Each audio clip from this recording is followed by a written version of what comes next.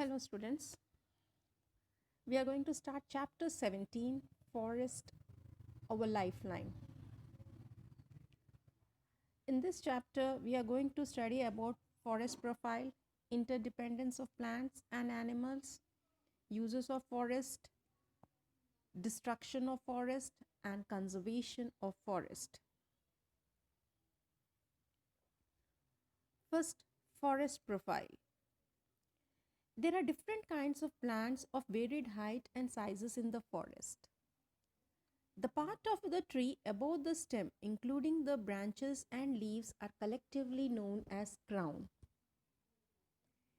Depending upon the height of the trees and the types of animals that lives there, forests are divided into layers.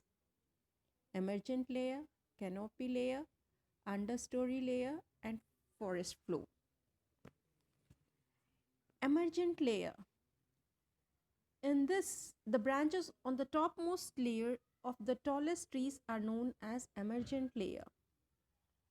This layer is at a height of 40 meters above the ground and receives the sunlight in abundance. Next, canopy layer. This layer is formed when trees growing close to each other appears as a roof over the rest of the two floors below. It measures about 20 meters to 40 meters above the ground. It has abundance of the food. Next, understory layer. This layer of the forest starts from the foot of the trees and goes up to 20 meters from the ground. Many birds, insects, and a few animals such as leopards live here. Animals such as deer, elephants eat the herbs, shrubs, and dwell in the understory layer. Next, forest floor. The ground layer of the forest is called as forest floor. In this, the soil is moist with water containing decaying leaves, fruits, and animal matter. This layer is the homes to the rabbits, snakes, frogs, earthworms, fungi.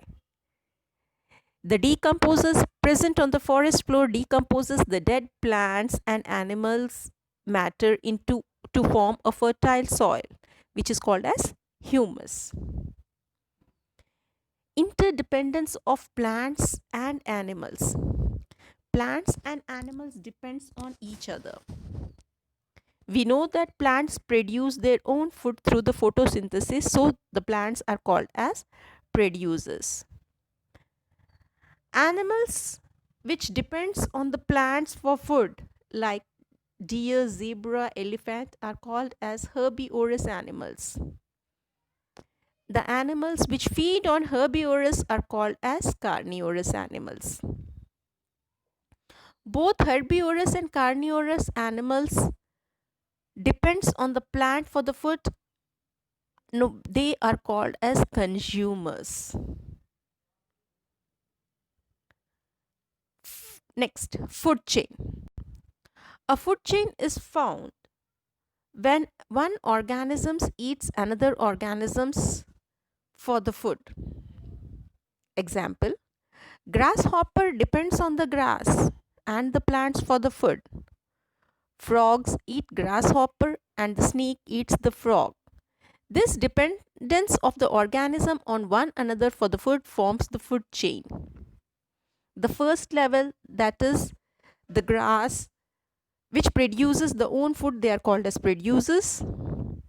As the grasshopper depends upon the grass, they are called as primary consumers.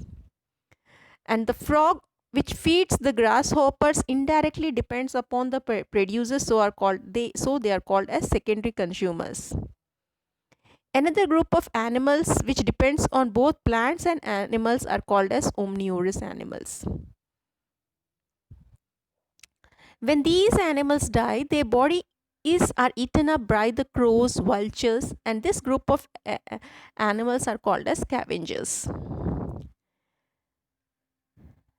Next, decomposes. The bodies of dead plants and animals get broken down into simpler substances which are decomposed. So they are called as decomposers. The energy from the plants enter to the consumers in the form of food. This eventually ends up at the decomposer and is released into the soil. This is again used by the plants, forming a cycle known as cycle of nutrients. The multiple food chains that are interlinked together are called as food web. So what are food web? Food web is nothing but multiple food chains that are interlinked together. Next, dependence of plants on animals. Even plants are also depend on animals for the pollination. Not only the animals depends on plants, but plants also depends on animals in many ways. Insects and birds feed on the nectar found on the flowers of the plant. This helps the process in pollination of flowers, which leads to the reproduction of plants. Fruit seeds are produced after the pollination. These are then eaten by the animals, and some seeds may stick on the fur or the skin of the animals.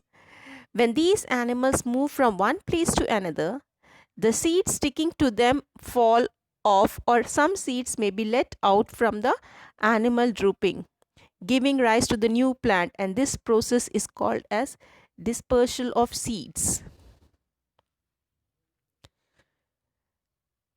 Next, uses of forest. Forest helps in the purification of air. As we know that trees and plants, they take carbon dioxide. The carbon dioxide is utilized in the process of photosynthesis, used by the plants during the photosynthesis, and they will give oxygen. So this helps in the purification of air. Forests are also called as green lungs of the nature. Due to the exhaust gases of the vehicles and fumes from the factories, the level of carbon dioxide in the air is increasing. And this increasing level of carbon dioxide in the atmosphere has led to an increase in the temperature of the planet Earth. This is called as global warming. So plants and trees in the forest absorb water from the soil. Some of the absorbed water is lost by the plant through the process of stomata present on the underside of leaves. This process is called as transpiration. So water goes into the atmosphere in the form of water vapor, which helps in the water cycle and keeping the atmosphere cool. So forests help in the purification of air. Next, rainfall due to forest. Rainfall is dependent on the forest. Excess of water from the trees is released into the atmosphere in the form of water vapor through the process of transpiration. The water released in the form of water vapor helps in the formation of cloud by the process of condensation. This cloud undergo precipitation to form rain. So forest help in the formation of rain. Prevention of soil erosion. Soil erosion is removal of the top layer of the soil. This is a fertile layer, and the removal of this layer makes the land barren. The roots of the tree hold the soil together and help the water to infiltrate into the soil. This way, soil erosion due to the runoff water and wind is prevented by the forest. Hence, trees act as a windbreaker. Next, uses destruction of forest. Construction of dams, highways, and cleaning of the forest to convert them into cultivable land and residential areas. Lack of awareness in the people about the importance of the forest. Overgrazing in the forest by the cattle from nearby villages. Hunting of animals for meat, skin, bones, and causing a decrease of and causing a decrease in the number of animals. Construction of resorts in and around the forest leads to the destruction. So these are the some reasons for the destruction of the forest. Next, consequences of deforestation.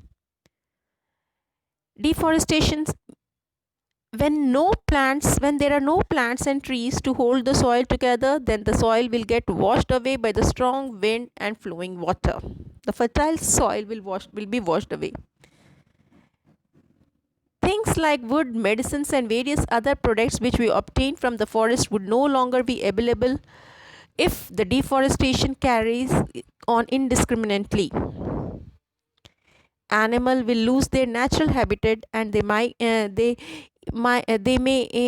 even die. This will eventually lead to the extinction of different species. These are the some consequences of deforestation. Last, how to conserve the forest, conservation of forest. We should plant more trees. Trees should be planted in the wasteland. The plantation of trees in large number is called as afforestation. People and students should be encouraged to plant more trees through the program called One Mahotsav. Illegal logging of trees for the timber must be prevented. Farmers must be educated to plan cultivation in their land without cutting down of trees. Every city should have a green patch reserved for developing park. In this way, we can conserve our forest. So till here, your chapter has been completed. Thank you.